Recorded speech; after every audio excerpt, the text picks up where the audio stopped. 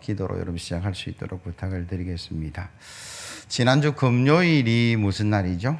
5월 21일. 이분들이 꽃도 안 드리고 선물도 안 드리고 밥도 안 드셨는 것 같은데 5월 21일이 부부의 날이죠. 둘이 하나 되는 날 그렇게 해요. 그 국가의 어떤 지정된 날입니다. 그래서 국가 기념일로 만든 부부의 날 위원회라는 게 있는데 거기서 발표한 부부 생활의 10계명 한번 화면 비춰주시고 보입니까? 안 보여요. 그렇구나. 제가 읽어드릴게요. 두 사람이 동시에 화를 내지 않는다. 한 사람이 화를 내면 한 사람이 기다려줘야 될 것 같아요. 네 화 다 냈나? 그럼 내가 낼게. 그렇게 하고 계셔야 돼요. 두 번째로 집에 불이 났을 때를 빼고는 소리를 지르지 않는다. 소리 지를 일은 불 났을 때밖에 없다라는 사실 기억하시고, 세 번째, 눈으로 험을 보지 말고 입으로 험을 말하지 않는다. 네 번째, 서로를 다른 사람과 비교하지 않는다. 비교 좀 안 하시면 좋겠어요. 앞집 남자 아무리 잘나도 그 비교하시면 안 되고요. 다섯 번째, 아픈 상처를 더 건드리지 않는다. 여섯 번째, 그날의 다툼은 그날에 풀고 잠자리에 든다. 일곱 번째, 처음 사랑하던 시절을 종종 기억하며 기념한다. 그래서 여러분 내년부터는 저 결혼 기념일 날 꽃다발도 하나 드리고 식사도 하시고 그렇게 하셔야 돼요. 그리고 여덟 번째, 행복한 부부 생활은 결코 포기하지 않는다. 아홉 번째, 서로 간의 비밀을 말든지 않는다. 열 번째, 서로의 잘못은 먼저 감싸주고 부족함은 사랑으로 채워준다. 이게 제 이야기가 아니고 부부의 날을 선정한 부부위원회가 이 부부의 날 한번 생각해 보십시오라고 한 이 권고의 사항인데, 여러분들도 한번 생각해 보시고 내한테 부족한 것이 있다 그러면 여러분들 한번 개선해 나갔으면 좋겠다라고 생각이 드는데요. 왜냐 그러면 여러분 모든 출발이 부부에서부터 출발합니다. 자녀가 잘 되는 것, 사업이 잘 되는 것, 신앙생활을 잘 할 수 있는 것, 부부가 서로 사랑하고 격려하고 존경하고 거기서부터 출발하는 거예요. 부부가 늘 싸우고 다투는데 자녀들이 잘 될 것이다, 공부 잘할 것이다, 그 애가 미래가 형통할 것이다 기대하지 않으셔야 돼요. 막 싸우고 다투고 와서 물론 와서 예배 잘 드려야 되겠죠. 회개하고 다시 회복되어 있으면 좋겠는데, 그럼 부부의 행복이 자녀도 가정도 사업도 신앙도 잘 되게 하는 기초적인 거기 때문에 그럼 부부가 서로 사랑하는 그런 부부가 되기를 예수 그리스도의 이름으로 기원합니다. 약속하셨잖아요. 검은 머리가 팥불이 되듯 이 사랑 변치 않겠다고 대부분의 주례사들이 그런 이야기들을 하는데 그거 잊어버리고 살아갈 때가 참 많다라는 거예요. 여러분, 수바이처라는 박사님 알고 계실 건데 그가 이런 말을 했습니다. 나의 성공은 헬레네 브라스라는 나의 아내 덕택이다. 어느 통계에 보니까 남자가 성공하는 비율이 90%는 아내의 내조에 달려있다. 이런 이야기를 하고요. 진짜 이렇게 이야기하면 호반이라는 분이 통계로 그것을 증명했다. 그런 책들의 내용이 있어요. 소개하면 이거요. 우리나라 통계는 아니고 미국 통계인데 남편이 출근할 때에 포옹을 하고 입맞춤을 하고 출근하는 부부와 그렇지 않는 부부의 삶이 다르더라. 여러분, 평균 수명이 5년이나 길더라라는 거예요. 그리고 자동차 사고가 50%나 줄더라는 거예요. 그리고 아파서 못 가고 뭐해서 못 가고 하는 그 결근율도 50% 줄었어요. 수익은 25% 늘었다. 그런 통계가 있다라는 거죠. 그러니까 우리가 부부가 서로 사랑하고 격려한다라는 게 그걸로 끝나지 않고 2차적으로 교통사고가 줄고 생명이 늘어나고 수입이 늘어나는 그런 어떤 좋은 결과를 낼 수 있다라는 이야기들입니다. 그래서 저와 여러분들이 너무 아무리 강조해도 지나치지 않는 것인데, 특별히 예수 믿는 저와 여러분들은 그리스도의 사랑으로 부부가 서로 사랑하기를 예수 그리스도의 이름으로 기원합니다. 한 달 내내 같은 찬송을 제가 도입으로 불렀어요. 559장. 그 내용이 뭐냐면 여기가 천국이고 여기가 낙원이라는 우리의 찬양의 고백인데, 우리 모든 성도들이 가정 천국을 이루어 가시기를 예수 그리스도의 이름으로 기원합니다. 그 일을 위해서 오늘 네 번째 구체적으로 하나님의 말씀이 뭐냐면, 제일 먼저가 아내들이여 범사의 남편에게 복종하기를 주께 하듯 하라라는 말씀인데, 22절에서 24절까지 말씀요, 여성 성도들만 제하고 같이 한번 읽어봅니다. 시작. 아내들이여 자기 남편에게 복종하기를 주께 하듯 하라. 이는 남편이 아내의 머리됨이 그리스도께서 교회의 머리됨과 같으니 그가 바로 몸의 구주시니라. 그러므로 교회가 그리스도에게 하듯 아내들도 범사에 자기 남편에게 복종할지니라. 아멘. 제가 이 말씀을 준비하면서 되게 고민을 많이 했어요. 이거 읽고 나면 여성 성도들과 또 아내들은 마음의 문을 닫겠구나. 목사님, 시대가 어떤 시대인데 복종요? 그리고 범사의 복종요? 다른 사람도 아니고 남편에게. 그래서 제가 고민을 좀 많이 했어요. 하나님, 이 성경 구절을 읽고 나서도 여성들이 마음을 안 닫고 아내들이 하나님 말씀을 듣게 해달라. 어째 보면 이 말씀이 시대에 뒤떨어진 말씀 같기도 해요. 이 시대가 얼마나 좋아졌어요. 여권의 신장이니 내지는 인권이니 뭐 그러면서 얼마나 좋은 시대인데, 그러나 이 좋은 시대에 많은 문제들이 있지만 다 내려놓고 부부 관계성에 대한 부분만 가지고 한번 짚어보자라는 거예요. 시대가 좋아졌어요. 여건도 신장이 되었어요. 경제적 좋아졌어요. 정치적으로 너무나 우리가 어려운 시대가 있었는데 정말 좋은 시대가 되었는데, 여러분, 결혼하고 이혼하는 통계만 보아도 큰일 났다 싶을 정도예요. 그냥 인터넷에 통계청 2020년 결혼, 이혼이란 단어를 쳐보면요, 저게 잘 안 보일 수도 있는데 제가 표를 손괴하면 저기 70년도부터 2020년까지 통계가 있는데 70년에 여러분 보이면 조그마한 거죠. 안 올라가요. 그 이혼에 대한 이야기인데 70년대는 1만 건 정도가 이혼이다라고 이야기하고 95년도 쪽 가면 9만 건이 되고 2003년에 제일 많아서 17만 건의 이혼, 그리고 2020년 작년에는 약 11만 1,000건으로 줄었는데 올해 작년에 좀 줄었다. 2003년보다는 2010년, 20년이 좀 줄었다라고 이야기하지만 70년대하고 비교해 보면 10배 넘게 늘어났다라는 거예요. 그것도 어떤 일이냐 그러면 그 11만 1,000건의 이혼, 작년의 경우에 이혼 중에 20년 산 부부가 38.4%. 20년 살았는데 이제는 도저히 당신하고 같이 못 살겠다 그러면서 이혼한 사람이 거의 38%, 40%니까 절반에 가깝죠. 4년 이하가 15.1%, 그렇게 얘기해요. 살기는 좋아졌어요. 시대도 좋아졌어요. 여건도 신장됐어요. 그런데 왜 이래 사람들이 이혼을 많이 하고, 그 이혼으로 끝나는 것도 아니잖아요. 자녀들이 고아가 되고 제2의 가정으로 가서 어려움을 당하기도 하고, 우리가 뉴스 보고 정인이라고 이야기하는 수많은 사람들이 피켓 들고 죽여라 살리라 그런 일들이 일어나는 이유가 뭐냐, 한번 깊이 생각해 보아야 된다라는 거예요. 한 부부가 한 2년을 망설이다가 도저히 당신하고 같이 못 살겠다, 이혼을 하자. 요즘은 쉽게 이혼 안 하잖아요. 상담 먼저 하게끔 만들고 이렇게 조정 기간을 주는데, 상담하는 분들이 배치가 돼서 상담을 했어요.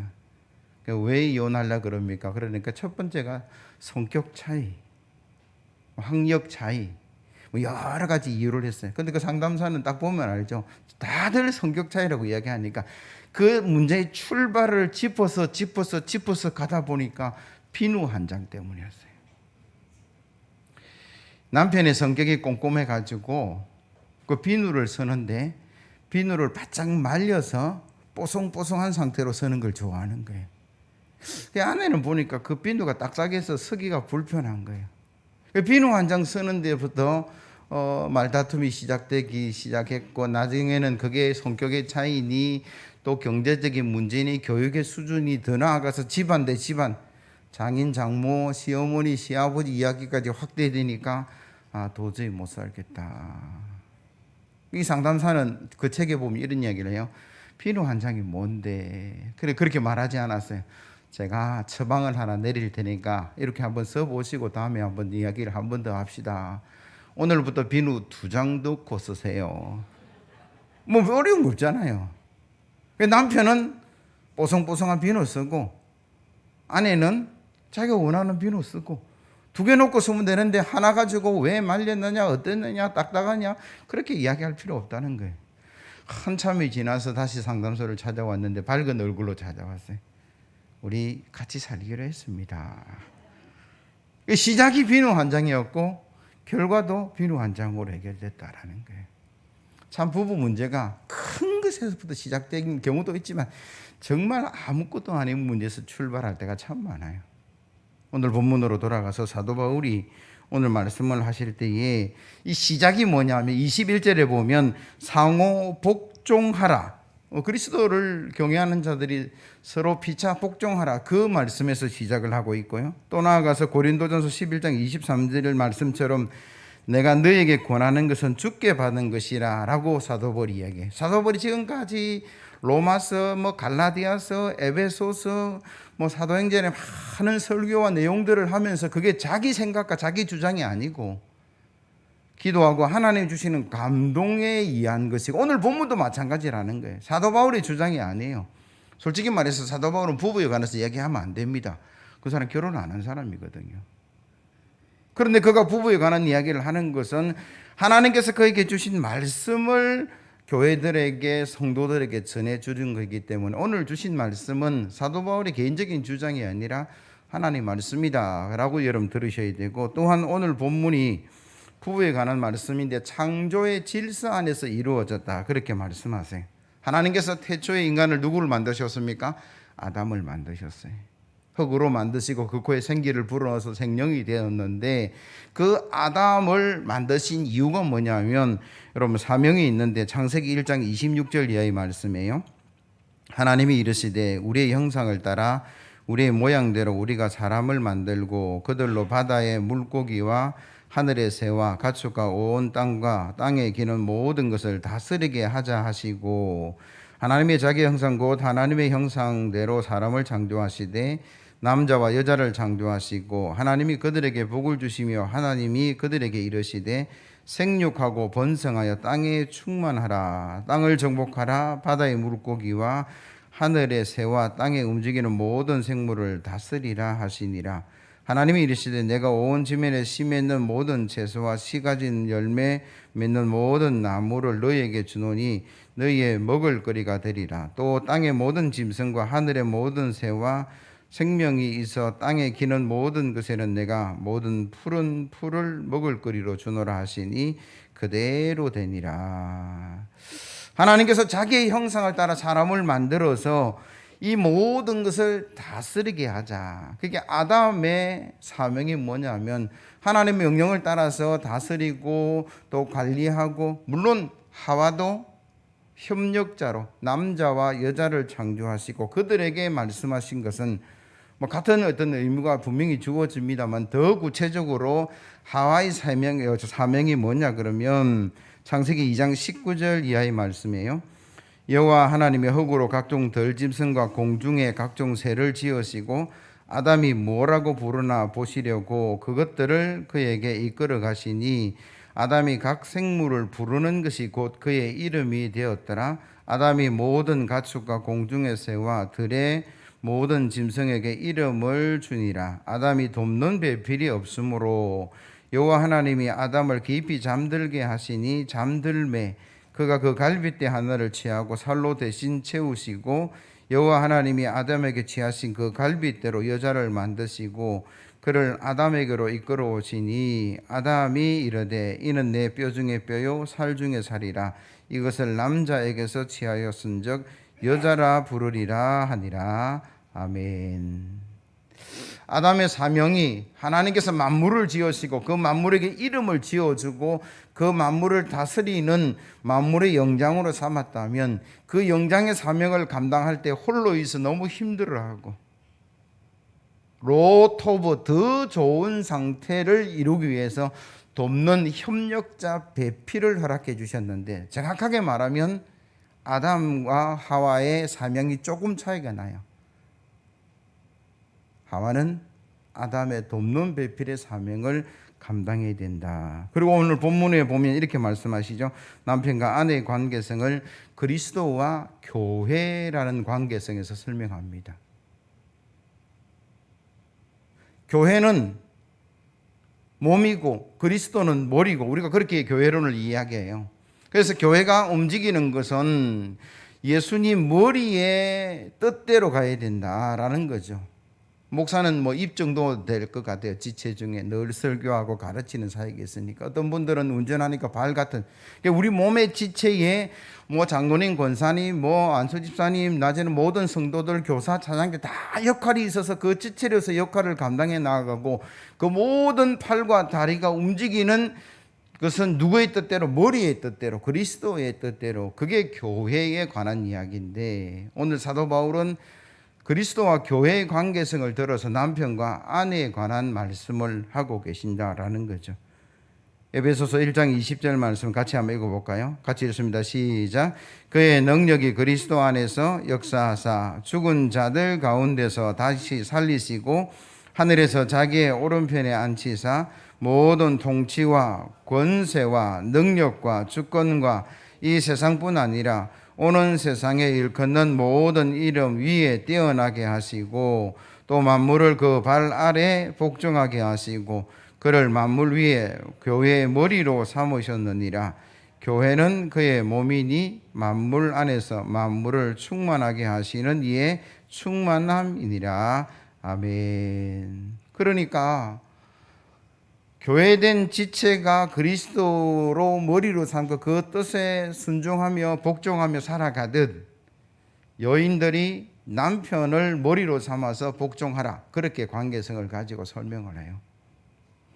세상 많은 사람들이 부부를 이야기할 때 여권 신앙에 관한 이야기를 합니다. 경제적인 성장과 성차별에 대한 이야기들을 해요.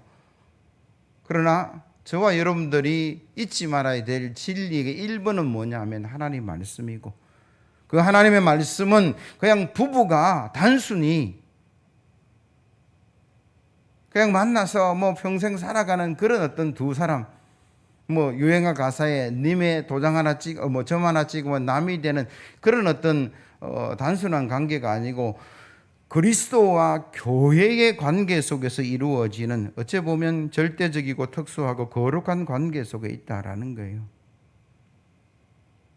굉장히 중요한 그리고 영적인 관계가 그리스도와 교회의 관계라면 남편과 아내의 관계도 똑같다라고 말씀하세요. 그래서 저와 여러분들이 뭐 세상이 많이 좋아졌지만 수많은 이야기들도 있지만 그러나 하나님 말씀에 순종하는 저와 여러분들 되기를 예수 그리스도의 이름으로 기원합니다.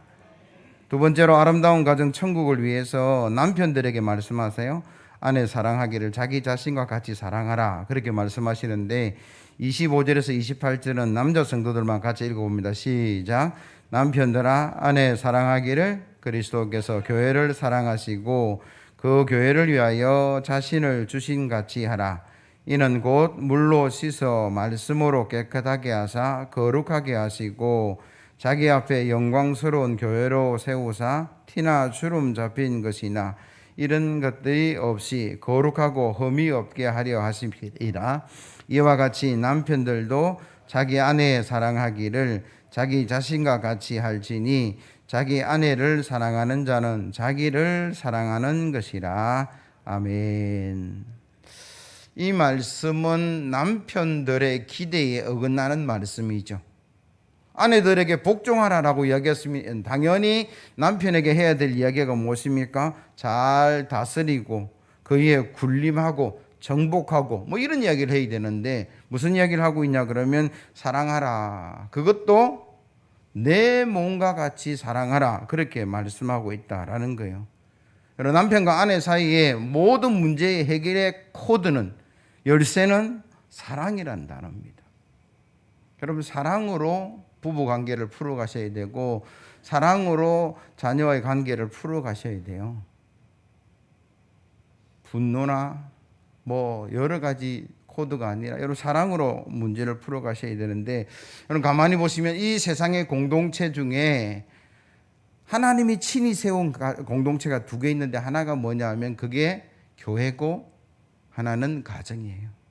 창세기에 하나님께서 가정을 만들어 주셨다라고 이야기하고, 사도행전에 보면 하나님께서 교회를 세우셨다, 성령이 임재하시고 교회가 세워졌다라고 이야기하는데, 하나님께서 친히 세운 가정이나 교회의 공통점이 뭐냐 그러면 생명과 관련이 있어요.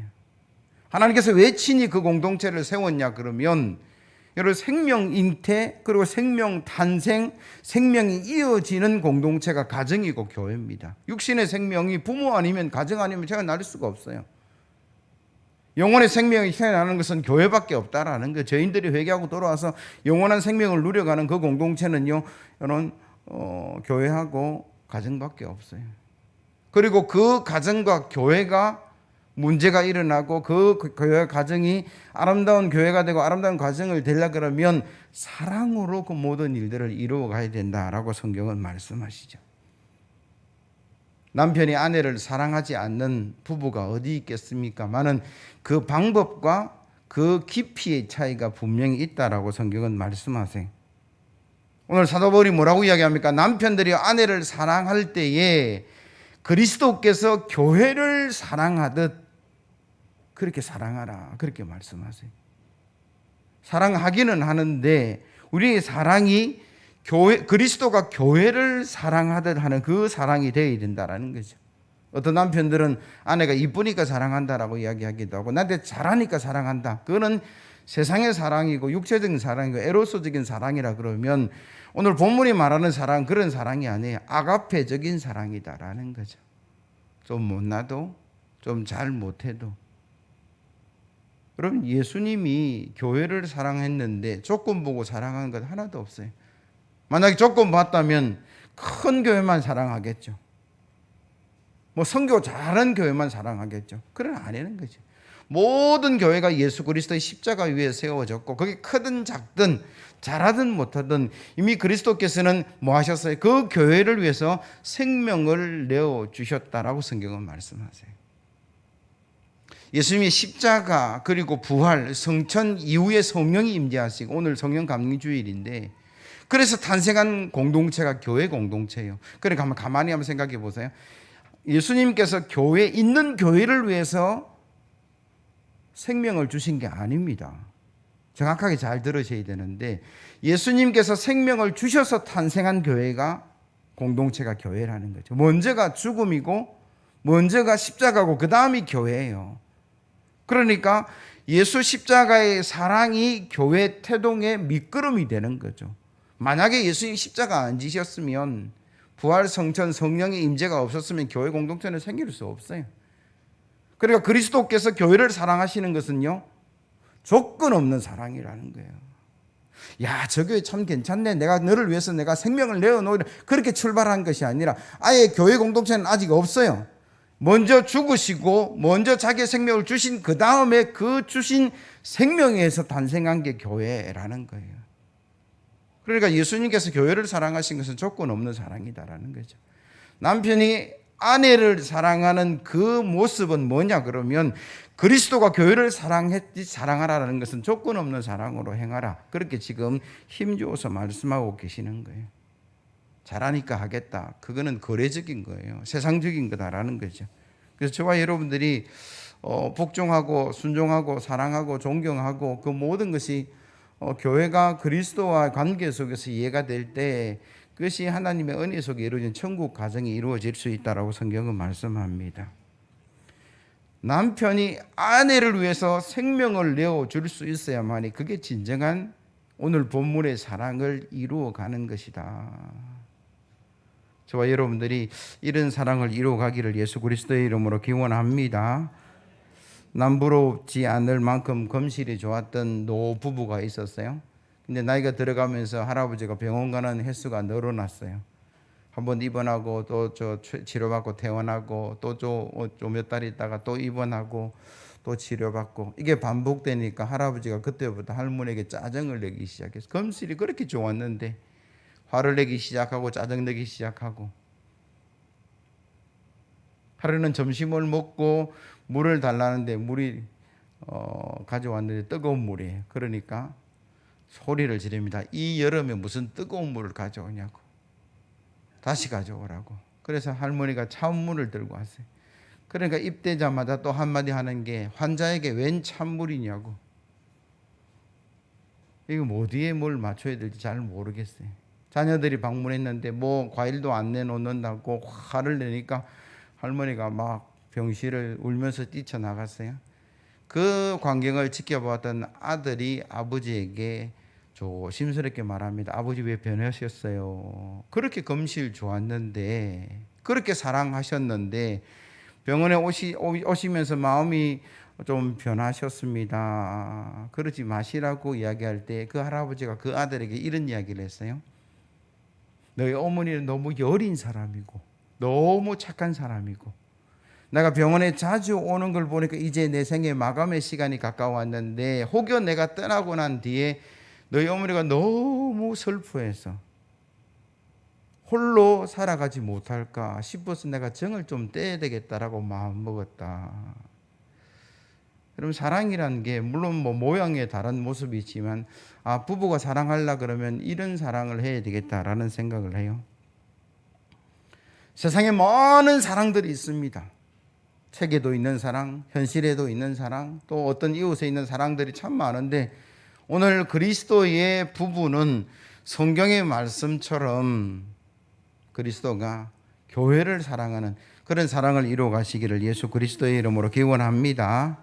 마지막으로 악한 때에 주의 뜻을 따라 피차 복종하는 부부가 되라, 그렇게 말씀하시는데 16절에서 21절 말씀, 세월을 아끼라 때가 악하니라.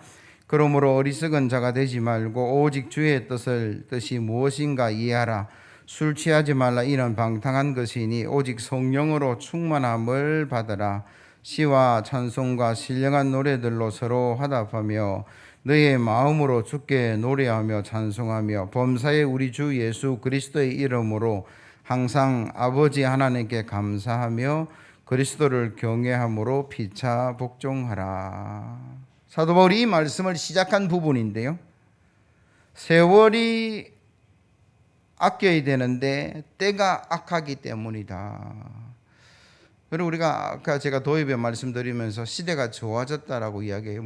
좋아졌어요. 정치도 좋아지고 경제도 좋아지고 문화도 좋아지고 인권도 좋아지고 교육도 좋아지고 모든 면에서 좋아졌어요. 순식간에 좋아졌어요. 우리나라가 이렇게 좋아진 게 불과 3, 40년, 4, 50년, 제가 어릴 때만 하더라도 우리나라 안 이랬어요. 데모도 했고 인권도 짓밟혔고 억울하게 죽어가는 사람도 너무나 많은 시대였는데 겨우 3, 40년 지나면 너무나 좋았어요. 그런데 그 좋다라고 표현하는 것이 범죄율도 늘어나고 이혼율도 늘어나고 악한 일들이 너무나 많이 일어나서 우리는 뭐라고 이야기합니까? 말세다라고 이야기해요. 말세를 살아가는 저와 여러분들에게 주시는 하나님의 음성이 뭐냐 그러면, 어리석은 삶을 살지 못하고 주의 뜻이 무엇인지 분별하라, 이렇게 말씀하신 거죠. 어리석은 자가 되지 말고 오직 주의 뜻이 무엇인가 이해하라. 세상의 논리를 가지고 살아가라는 이야기가 아닙니다. 하나님의 진리의 말씀을 더욱 붙들어야 될 때가 지금 이 시대라는 거죠. 목사님, 시대가 어떤 시대인데 복종을 이야기하냐고, 범사의 복종을 이야기하고 내 몸같이 사랑하라고 이야기하느냐, 그거는 제 이야기가 아니고 하나님의 말씀이다라는 거죠. 하나님의 말씀만이 영원한 여러분들을 지켜내는 진리의 말씀입니다. 경제가 여러분들의 가정을 지키지 못합니다. 인권이 여러분들의 가정을 지켜내지 못할 거예요. 여러분, 젠더, 지금 그런 이야기 하는데 그 젠더 이야기가 여러분 자녀들을 지켜내지 못하게 더욱 혼란 속에 빠뜨려 갈 겁니다. 하나님 말씀을 붙드셔야 돼요. 그 말씀을 붙드는 구체적인 이야기가 18절에 보니까 술 취하지 말라 이는 방탕한 것이니 오직 성령으로 충만함을 받으라 그렇게 말씀하시죠. 어느 통계에 보면 세상 범죄의 4분의 3이 술과 관련이 있다. 뭐 그런 이야기들 해요. 목사님 힘들어서 괴로워서 한잔 했습니다. 뭐 제가 아는 분들도 그런 분들이 계세요. 이해해요. 이해합니다. 너무나 힘들고 어려워서 도피하고 싶은 마음들도 분명히 있겠지만, 그러나 다시 한편으로 다르게 뒤집어서 생각해 보면 예수 믿는 사람은 힘들고 어려울수록 기도하고 성령의 은혜 가운데 나아가라. 그게 오늘 사도 바울이 뭐라고 이야기합니까? 술 취하지 말라 이는 방탕한 것이니 오직 성령으로 충만함을 받아라. 아내가 남편에게 복종하는 것, 남편이 아내를 자기 몸과 같이 사랑하는 것, 그리스도가 교회가 그리스도를 복종하고 사랑하는 그 관계 속에서 이루어지려 그러면 하나밖에 없다라는 거예요. 성령의 충만함. 내 생각과 내 지식과 내 경험으로는 이루어질 수 없는 거예요. 오늘 여러분들 설교 들으면서 무슨 생각을 하고 계실지 모르겠고, 아마 집에 가서도 오늘 설교는 목사님 마음에 안 든다 그렇게 말씀하실는지 모르겠어요. 그러나 하나님의 진리의 말씀이 우리 속에 이루어지려 그러면 성령의 능력밖에는 없어요. 이걸 아셨기에 지난주에도 제가 말씀을 드렸는데, 예수님은 예루살렘을 떠나지 말고 하나님이 약속하신 성령 하나님이 임재하실 때까지 기도하고 기다려라. 500명이 그 이야기를 들었는데 남아있었던 사람은 120명이었어요. 그런데 그 120명이 성령의 은혜를 경험하고 말이 바뀌고 행동이 바뀌고 삶이 바뀌고 시간 쓰고 돈 쓰는 것이 다 바뀌었어요. 세상을 뒤집어 놓았다니까요. 그게 생긴 교회가 초대교회라는 거예요. 유무상통. 여러분 내 정신으로 할 수 없는 것 아니에요. 하나님이 주신 마음에 순종해서 그게 성령의 능력으로 가능한 거죠. 오늘 제가 아침에 설교 준비하고 기도하고 있는 가운데 어떤 분이 제 방에 오셔서 참 형편도 모든 것이 어렵지만 하나님 말씀에 순종함으로 그 일들을 이루어 간다는 말에 제가 감동을 받았어요. 여러분 계산해 가지고는 아무것도 할 수 없어요. 내 생각과 내 주장을 가지고 내 경험을 가지고는요 선한 일을 할 수가 없어요. 구제할 수 없어요. 남 도와주는 일 하나도 할 수 없어요. 하나님 나라 세우러 가는 일 할 수 없습니다. 그게 내 개인적인 마음이고 내 죄성이고 내 욕심이고 내 욕정이에요. 근데 그런 자들이 어떻게 하나님의 교회를 세우고 초대 교회를 세우고 심령이 변화되고 3,000명이 회개하고 돌아가서는 그 어떤 설교 내지는 또 세례받는 역사가 일어나는 폭발적인 은혜가 일어나느냐? 성령이 임재하시고 그 성령의 음성을 따라서 가는 자에 의해서 이루어졌다라고 이야기하죠. 베드로 예수 모른다고 부인했던 사람입니다. 부끄러워했던 사람, 후회했던 사람이. 그런데 성령이 임재하시니까 담대하게 나아가서 내가 하나님 말씀 듣는 게 마땅하냐, 사람 마을에 귀를 기울이는 게 마땅하냐, 너희들은 판단하라. 그러면서 담대하게 목숨 걸고 생명을 이루어 갔다라고 성경은 말씀하시죠. 5월달 한 달 내내 가정천국을 노래했고 가정천국에서 제가 기도했고 오늘 말씀도 그 네 번째 부부에 관한 이야기를 하면서도 제가 걱정했다고 했잖아요. 이 말씀, 이 한마디 읽으면서 마음의 문이 닫히지 않게 해달라고 기도했는데 그게 그냥 우리 보통의 마음이에요. 그러나 성령이 우리의 마음을 붙드시고 성령이 우리의 삶을 붙드시고 성령의 역사가 나아가면 우리는 순종할 수 있는 줄로 믿습니다. 남편이 마음에 들든 안 들든 아내가 마음에 들든 안 들든 그리스도가 교회를 사랑하듯이 사랑할 수 있고 교회가 그리스도에게 복종하듯 복종하는 그 관계 속에서 여러분 아름다운 부부를 만드셔야 돼요. 거기가 출발이라고 말씀드렸습니다. 부부가 행복하고 아름다워지고 사랑하고 존경하면요 그 다음에 자녀들은요 저절로 풀려나갈 거예요. 사업도 저절로 풀려나갈 거예요. 신앙생활도 재미있을 거예요. 그게 안 되면 참 어려운 길을 걸어갈 수밖에 없다라고 성경은 말씀하고 계세요. 오직 하나님 주신 은혜, 성령의 능력으로 이 모든 일들을 이뤄가는 저와 여러분들 되기를 예수 그리스도의 이름으로 기원합니다. 찬송가 197장입니다.